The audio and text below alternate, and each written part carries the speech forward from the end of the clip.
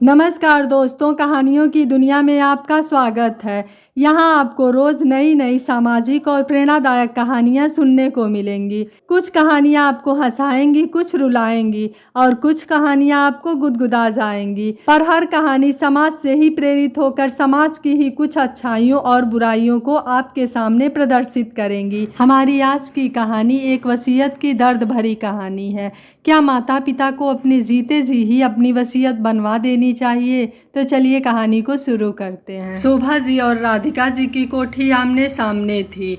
दोनों में गहरा याराना था। जो भी तन मन की बात होती दोनों आपस में कर लिया करती। शोभा जी बरामदे में बैठी थीं। अचानक उन्हें आवाज़ आई, पागल है, दिमाग खराब चल रहा है, ले जाओ इसे जल्दी से। पागल खाने से आई हुई गाड़ी राधिका जी के गेट पर खड़ी थी। राधिका जी की चारों बहुएं और लड़के करीना को खींचते हुए बाहर ला रहे थे। राधिका जी की बेटों ने धक्का मारते हुए करीना को गाड़ी में बिठा दिया। गाड़ी हॉर्न बजाती हुई सर्राटे से निकल गई। एक खामोशी चारों ओर पसर गई। शोभा जी की आंखें डबडबा गईं। आज उन्हें वह दिन याद आने लगे। राधिका जी की राजकुमारी थी करीना। उसके मुंह से एक आवाज़ निकलते ही राधिका जी उसके आवाज़ क्या, उसके ख्वाबों की ख्वाहिशें भी पूरा करने के लिए अपनी जी जान लगा दिया करती थी। भाई कैसे उसके ऊपर जान छिड़कते थे और आज वह पुराने दिनों में खो गई। करीना रुको, टिफ़िन लगा दिया है। मम्मा क्या बात है, मैं मॉल जा रही हूँ। राधिका जी के घर की कहानी चलचित्र की भांति उनकी आंखों के आगे चलने लगी। कोई बात नहीं है, मन करे तो खाना खा लेना, नहीं मन करे तो मत खाना।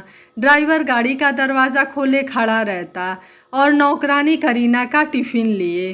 करीना खिलखिलाती हुई राधिका जी को बाय बाय करती हुई निकल जाती। राधिका जी ने चारों लड़कों की शादी कर दी थी अमीर घर में। अमीर घर की ही लड़कियां आईं, कोई कमी नहीं। पूरी कॉलोनी में राधिका जी का रुतबा अलग ही था। एक दिन शोभा जी ने राधिका से पूछा, लड़कों की तो शादी कर दी, करीना की शादी कब करोगी? राधिका जी का गला रूंध गया। वह मेरे कलेजे का टुकड़ा है, इसे मैं कैसे भेज पाऊंगी? शोभा जी ने राधिका जी को समझाया, आसपास ही शहर में कोई लड़का ढूंढ लीजिए ना। राधिका जी भरभराई गले से बोली, आजकल के लड़कों का तो कोई भरोसा नहीं है, लड़कों में कितने ऐब होते हैं। प्यारी करीना के लिए राधिका जी को कुछ नहीं समझ आता। राधिका जी के घर तीज का फंक्शन था। राधिका जी ने करीना से पूछा, मेहंदी वालों को घर में बुलवाऊं या लगवाने जाओगी? मम्मा घर में ही बुला लो, आज मेरी 3-4 सहेलियां भी आ रही हैं। ठीक है, राधिका जी बोली। सुबह से ही नाश्ता पकवान की तैयारियां शुरू हो जाती। ऐसा लगता मानो दिवाली हो। करीना लहंगा चुन्नी पहने इठलाती हुई घूमती। गाने बाजे बजाए जाते, गीत चलते, मिठाइयाँ खाई जाती, मेहंदी लगाई जाती। राधिका जी प्यारी करीना के गले में हीरे का हार डालती, उसकी बलाएँ लेती और नज़र उतारती। लेकिन सुख के दिन कहाँ ज़्यादा दिन रुकते हैं। दिन के बाद रात और रात के बाद दिन आता ही है। करीना की ज़िंदगी भी करवट लेने लगी थी। करीना अपनी दुनिया में मस्त थी। उसे क्या पता था कि विधाता ने उसके लिए कुछ और ही सोच रखा है। एक दिन उनके बेटे और बहू ने अलग अलग जगहों से करीना के लिए कुछ रिश्ते लेकर आए। लड़कों की फ़ोटो अपनी माँ को दिखाई, लेकिन माँ को अपनी लाडली बिटिया के लिए कोई भी रिश्ता पसंद नहीं आया। कहीं लड़के में कुछ कमी निकाल देती तो कहीं परिवार में। बड़ी बहू ने अपने एक मौसेरे भाई का रिश्ता दिखाया, वह भी राधिका जी को पसंद नहीं आया तो बड़ी बहू नाराज़ हो गई। उसने कहा, देखती हूँ कौन से शहजादा खोजती हैं अपनी लाडली बिटिया के लिए। दूसरे दिन सुबह सुबह उनकी मर्सिडीज़ में अटैचियाँ रखी जा रही थी। अलसाई हुई शोभा जी ने खिड़की से झांका। शायद राधिका जी का परिवार कहीं जा रहा था। वह नाइटी पहनी हुई राधिका जी के पास गई। आप कहीं जा रही हैं क्या? शोभा बोली। राधिका जी, हाँ हाँ, मेरे मामा जी की लड़की की शादी है, आज जाएंगे कल आ जाएंगे। अरे इतनी सुबह 5-6 बजे निकलने की क्या ज़रूरत है? शोभा जी बोली। राधिका जी ने कहा, 5-6 घंटे का रास्ता है, समय पर पहुंच जाए तो ठीक है। क्या करीना भी आपके साथ जा रही है? शोभा जी ने कहा। नहीं नहीं, उसकी परीक्षा है, आने के बाद हम दुबई जाएंगे। करीना का बहुत मन है, और राधिका जी बाय बाय करती हुई अपनी मर्सिडीज कार में बैठ गईं। कार फर्राटे भरती हुई निकल गई। दोपहर का वक्त था। शोभा जी टीवी देख रही थी। अचानक बाहर से शोर की आवाज आई। बरामदे में जाकर देखा, राधिका जी की कोठी के सामने बहुत भीड़ भाड़, शोर सा हो रहा था। बदहवास सी शोभा राधिका जी की कोठी की तरफ भागी। पता चला यहाँ से निकलते ही गाड़ी का जबरदस्त एक्सीडेंट हो गया था और on the spot Radhika ji और उनके पति की मृत्यु हो गई थी। करीना बेहोश पड़ी थी। थोड़ी देर में होश आता और मम्मी मम्मी कहकर वो फिर बेहोश हो जाती। करीना को राधिका जी से अलग करना मुश्किल होता जा रहा था। नींद का इंजेक्शन लगवाकर करीना को सुला दिया गया। होनी बलवान होती है, जो होना होता है वह होता ही है। समय अपनी गति से फिर भागने लग गया। इतना भयानक हादसा भी अपनी परछाई छुपाकर लुप्त होता जा रहा था। वही दिनचर्या की गति फिर से शुरू हो गई। अब शोभा जी का राधिका जी की कोठी में आना जाना भी काफ़ी कम हो गया था। कभी कभी खिड़की से करीना दिख जाती, पीली मुरझाई हुई, खिलती हुई करीना को मानो ग्रहण लग गया हो। कभी कभी राधिका जी की कोठी से शोभा जी को तेज आवाज़ें सुनाई देती। काम भी कुछ करेगी या सारे दिन बैठी रोती रहेगी। शोभा जी को यह समझते देर न लगी कि भाभीियों के तानों में करीना घिर चुकी है। जैसा होता आया है वही होने लगा। सारे भाई चुप। आवाज़ें बढ़ती ही जा रही थी। करीना अपने भाइयों की ज़िंदगी में बोझ बन चुकी थी।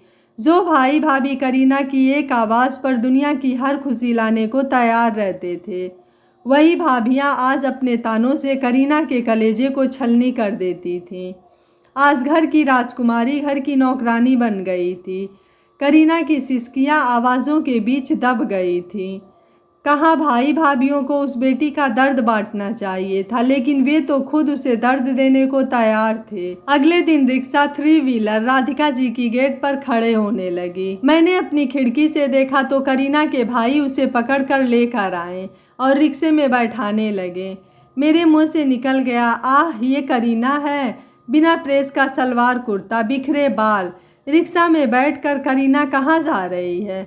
शोभा जी मन ही मन बोली। शोभा जी का मन नहीं माना। वह भारी कदमों से राधिका जी के घर चल पड़ी। चारों भाभियां बैठी काफ़ी पी रही थी। शोभा जी को देख चारों हकलाईं, आइए आइए आंटी, काफ़ी पीजिए। नहीं नहीं, इच्छा नहीं है। करीना नहीं दिख रही है, शोभा जी ने कहा। बड़ी वाली हकलाती हुई बोली, यही तो थी, कहाँ गई? छोटी ने तपाक से जवाब दिया, नहीं नहीं दीदी नौकरी ढूंढने गई हैं। मम्मी पापा के जाने के बाद उनका घर में मन नहीं लगता। बहुत रोका, मानती ही नहीं है। शुरू से जिद्दी रही हैं। पापा जी मम्मी जी ने काफ़ी सिर पर चढ़ा रखा था। शोभा जी से और नहीं सुना गया। वो उठ गईं। उनकी आंखों के सामने ही करीना का जन्म हुआ था। बचपन से लेकर जवानी तक वह करीना को देखती आई थी। भोली भाली निश्चल प्यारी करीना। उनका मन भारी हो रहा था। शोभा जी ने मन ही मन निश्चय कर लिया, समय रहते ही अपना वसीयत बनाएंगी, नहीं तो उनकी स्वरा का भी वही हाल ना हो जाए जो आज करीना का हुआ है। शोभा जी ने खिड़की से बाहर जाकर देखा। पागलखाने की गाड़ी के टायरों से उड़ाई हुई धूल अभी तक उड़ रही थी। राधिका जी की कोठी से आवाज़ें आ रही थी। पागल थी, ठीक है, पागलखाने रहेगी तभी होश ठिकाने आएंगे। यहाँ तो सबका जीना दूभर कर रखा था। भाई भाभीियों की आवाज़ आई, चलो चलो खाना लगाओ, अब चैन से खाएंगे, भाई बोले। राधिका जी समय रहते ही अपनी वसीयत अगर बना देती तो आज करीना को यह दिन ना देखना पड़ता। यह सोच शोभा जी के आंखों से आंसुओं की धारा बहने लगी। अचानक फिर शोभा जी के कानों में कबीर के दोहे गूंजने लगे, काल करे सो आज करे, आज करे सो अब, पल में प्रलय होएगी, बहुरी करेगा कब, कबीरा बहुरी करेगा कब। कबीर के दोहे में छिपी सच्चाई का मर्म आज शोभा जी समझ गई थी।